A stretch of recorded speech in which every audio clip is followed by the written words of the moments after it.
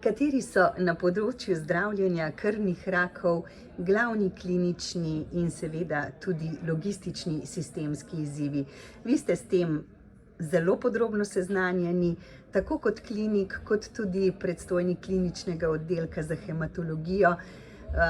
Kot nekdo, ki zelo skrbi za svoje paciente in ki se dobro zaveda, kaj vse je še treba postoriti. Ja, hvala za vse te lepe besede, ampak je pa tako, da en izmed izzivov, vsaj kar jaz vidim, je ta, da bomo vedno težje omogočali, da bo vsi, ki to potrebujejo, deležni top zdravljenja. Ker nam bo enostavno zmanjkalo denarja. Recimo en tak faktor je sigurno zavarovalnica. Še enkrat povem, resno je, zakaj je bilo treba vrniti 80 milijonov evrov v skupni proračun, če pa je klinični center 42,5 bil v minusu.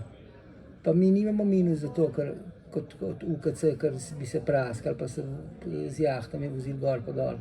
Ampak ker delamo, ker bolnike, ki so perspektivni, jih ne pustimo na naravnem poteku bolezni, ampak jih zdravimo. In če ima nekdo možnost preživeti, dobi vse. In zakaj bi bila potem krilatica, ta una fraza, zaradi življenja nima cene. Pa se tako obnašamo, pa smo pa kaznovani zaradi tega. Mislim, nima smisla. In se bojim, če se glih pri tem tudi ta zakon o celostni skrbi zdaj, da plačujemo, pa imamo spet presežke. Zakaj je to? Čemu je to namen? Je to ista zgodba kot teh 80 milijonov? Vprašam se, čisto razmišljam.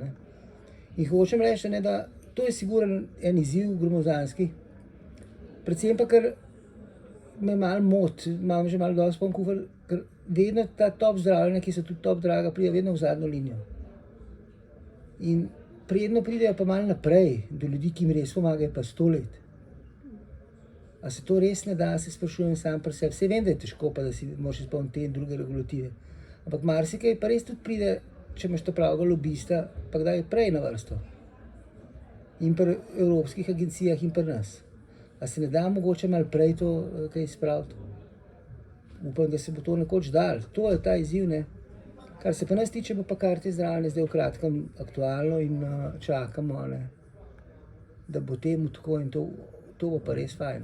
Predvidoma v prihodnjem letu, že konec leta? Že konec leta bo to verjetno, Smo samo še Jazema pa čaka, mora odobriti neke papirnate pogodbe in tako naprej. In mislim, da bo.